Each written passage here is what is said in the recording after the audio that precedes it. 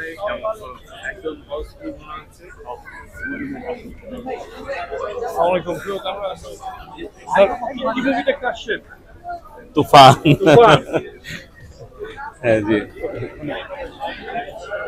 এবং বিশেষ করে আমি শাকিব খানের ভক্ত হিসেবে প্রত্যেকটা ঈদে যখন তার কোনো সিনেমা মুক্তি পায় আমিও আসলে খুব উদ্গ্রীব হয়ে থাকি, অপেক্ষায় থাকি সেই সিনেমাটা দেখার জন্য।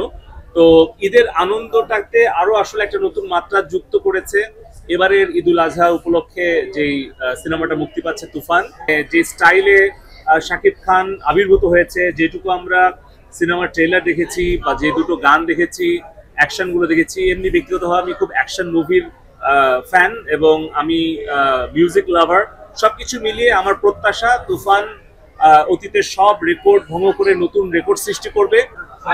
ভাই আপনি হচ্ছে হ্যাঁ ঈদে আমাদের সিনেমা মুক্তি পায়, ঈদ কেন্দ্রিক সিনেমাগুলো দেখার জন্য আমরা আসলে সপরিবারে আসি, বা বাঙালির যদি ঈদের উৎসব বলি সিনেমা দেখা একটা বড় মাধ্যম। সেই জায়গা থেকে আসলে আমরা দেখি যে সিনেমা মুক্তি পেলে আপনি প্রেক্ষাগৃহে আসেন, সিনেমা দেখেন, একটু আপনার অনুভূতি জানাবেন ঈদকে কেন্দ্র করে। না, সবাইকে প্রথমে ঈদুল আজহার শুভেচ্ছা, ঈদ মোবারক। আমাদের সংবাদ মাধ্যমের সকল সাংবাদিক বন্ধুদের মাধ্যমে আমি সকলকে, দেশে এবং প্রবাসী সবাইকে ঈদের শুভেচ্ছা জানাচ্ছি, ঈদ মোবারক। এটা আপনি একদমই ঠিক বলেছেন যে ঈদের আনন্দের একটা কিন্তু বড় অংশ থাকে যে ঈদের সময় যেই সিনেমাগুলো মুক্তি পায় সেগুলো দেখার একটা আগ্রহ থাকে।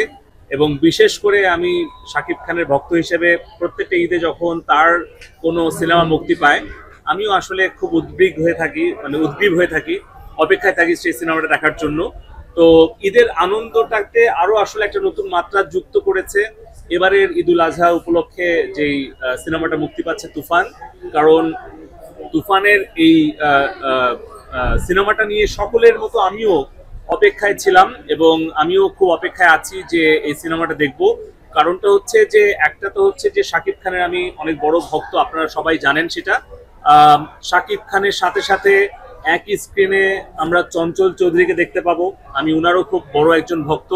তার সাথে নাবিলা এবং প্রীতম হাসান, এবং পাশাপাশি আমাদের খুব আমি বলবো যে রায়হান রাফি এখন পর্যন্ত আমাদেরকে পরাণ কিংবা সুরঙ্গ এবং তুফান যেটুকু দিয়েছে এর বাইরেও রায়হান রাফির কিন্তু ভবিষ্যতে বাংলাদেশের চলচ্চিত্রকে একেবারে বিশ্ব দরবারে নিয়ে যাওয়ার মতো তার সেই মেধা রয়েছে। সো এরকম মানে 4-5 জন মেধাবী আর্টিস্ট যখন একটা সিনেমায় একসাথে কাজ করেছে আমি মনে করি একটা দুর্দান্ত একটা প্রচন্ড তুফান শুধু বাংলাদেশের সিনেমা জগতে নয় সারা বিশ্বের সিনেমা জগৎকে আসলে তোলপাড় করবে। এবং সেই প্রত্যাশা নিয়ে এসেছি, আমার প্রত্যাশাটা অনেক অনেক বেশি তুফানের কাছ থেকে।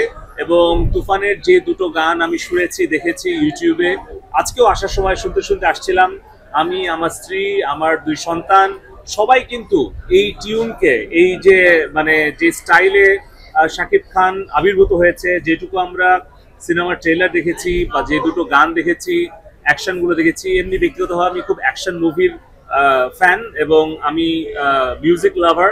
সবকিছু মিলিয়ে আমার প্রত্যাশা তুফান অতীতের সব রেকর্ড ভঙ্গ করে নতুন রেকর্ড সৃষ্টি করবে এবং সারা বিশ্বের দরবারে বাংলাদেশের চলচ্চিত্রটাকে একটা মর্যাদা আসলে নিয়ে যাবে এবং আমাদের সুষ্ঠু বিনোদনের একটা জায়গাও তৈরি করবে। আমি গতকালকে থেকে দেখছিলাম যে ঈদের দিন থেকেই যেভাবে সিনেমা হলমুখী বিভিন্ন শ্রেণী পেশা বয়সের মানুষ, এটা আসলে আমাদের খুব আনন্দিত করে।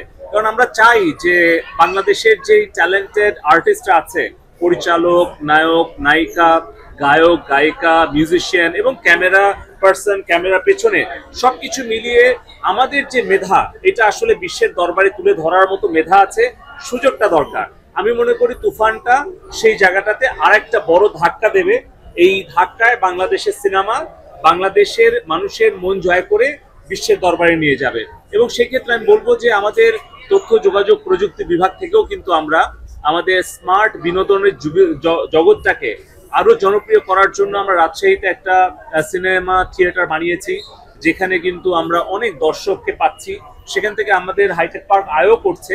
আমাদের পরিকল্পনা আছে, মাননীয় প্রধানমন্ত্রীর কাছ থেকে ইতিমধ্যে অনুমোদন পেয়েছি, আরো 12টা আমরা মাল্টি স্ক্রিন সিনেমা কমপ্লেক্স আমরা হাইটেক পার্কের ভেতরে করব। সো আমরা একটা অ্যানিমেশন ফিল্মও তৈরি করেছি, মেইন স্ট্রিম ফিল্ম তৈরি করেছি, আমরা ওটিটি প্ল্যাটফর্ম তৈরি করছি।